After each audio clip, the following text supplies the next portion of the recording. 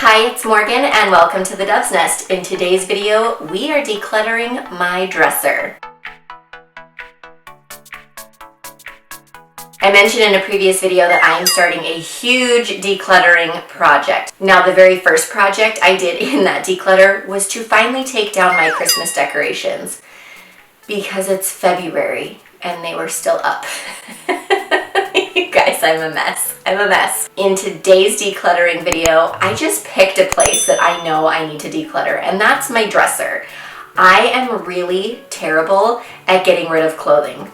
My husband has a rule when he goes clothing shopping, one item in, one item out, and Marla from the FlyLady also recommends the same thing. Like, don't completely deprive yourself of things, but keep it organized. If you're bringing a pair of jeans in, get rid of a pair of jeans, right? It makes total sense.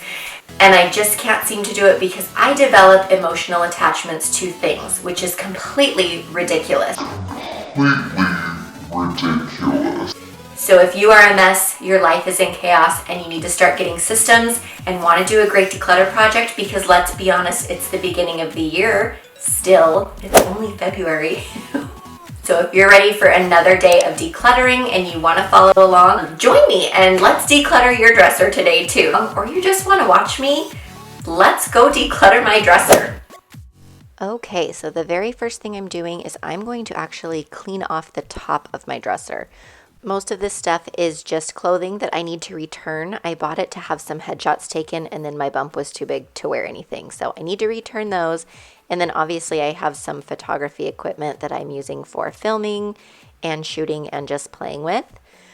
Then I have this pile of clothes on my floor that I'm going to go through first. Now, I have a problem when I get dressed or undressed every day with kind of just leaving my clothes on the floor. I don't ever put anything away. So I'm first just going to sort through this pile. Anything that's clean, I'm going to go ahead and fold and put it into a pile that corresponds to which drawer it goes in. If it's dirty, I'm going to throw it in the laundry, and if it's something I don't need anymore, I'm actually just kind of throwing it off camera into a giant garbage bag for donation.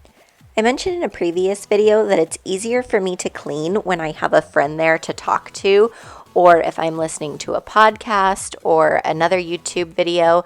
But the thing is, I don't like listening to YouTube videos that just play music. I want to have somebody kind of talk me through what they're doing, or just sort of like a laundro chat where they just sort of chat while they do their chores. Let me know in the comments, what do you prefer? Do you prefer just to hear some motivating music, or do you like talking? Does that kind of help you while you're decluttering and or cleaning up spaces? I've filmed videos both ways, and because I prefer to listen to talking, I think I'm going to do that rather than just have a bunch of music playing. Plus, I think it's easier to sit through a really long video watching someone clean when they're talking to you and maybe giving you some information, or again, just sort of talking like a friend. All right, I'm just wrapping up the last couple of items in this pile, and you'll notice underneath there's actually toys and shoes and trash and all kinds of things I'm getting rid of. You'll notice that I brought my laptop. As I mentioned, I like to listen to talking, whether it's a YouTube video or some kind of podcast or one of my educational courses for photography. I like to have something playing that I can listen to while I'm cleaning. And today I'm listening to Annie Leibovitz's masterclass. For those of you who don't know, Annie Leibovitz is a very famous photographer. I would say she's a portrait photographer, but she said in her masterclass that she doesn't like being classified as a portrait photographer.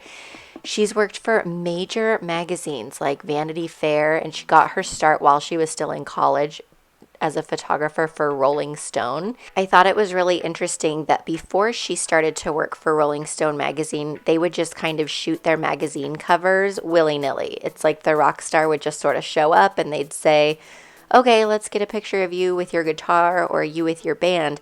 And once Annie started working there, that was when they really started to style the shoots and sort of create the images that they wanted to, rather than just capture something that happened naturally, almost like a candid photo.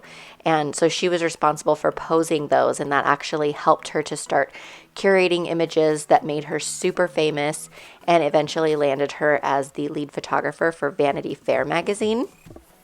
Something else I didn't know was that in her photo of Yoko Ono and John Lennon, sort of the really weird one where Yoko Ono's laying down and John Lennon is like spooning her, but he's totally naked. I always thought that was such a weird photo.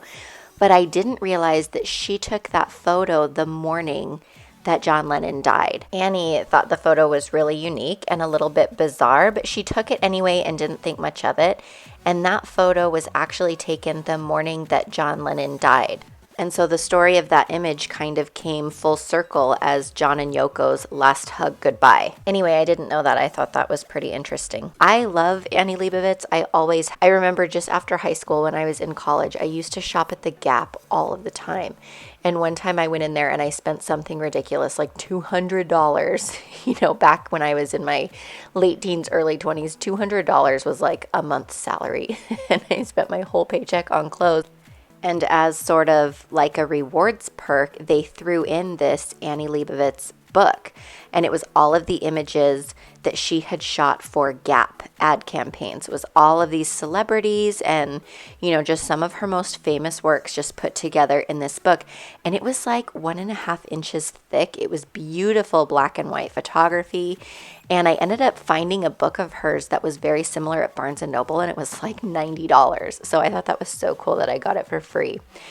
Anyway, the masterclass was amazing. I highly recommend it if you're interested in photography or portrait photography or Annie Leibovitz. It was really good. It doesn't teach you anything like how to shoot like her. As she states, she's not a technical photographer, and she doesn't feel like technicalities, things like aperture, shutter speed, blah, blah, blah, are important. It's mostly just feeling and getting to know your subject. So anyway, it was interesting to listen to while I put these clothes away. So as you can see, I'm making some decent progress on my dresser. I'm putting things kind of back in the drawers that I want them to go in. Normally I have like 2 dresser drawers that are completely empty. I just don't really own enough clothes to fill them unless I'm not putting clothes away, and then they're all just shoved in there.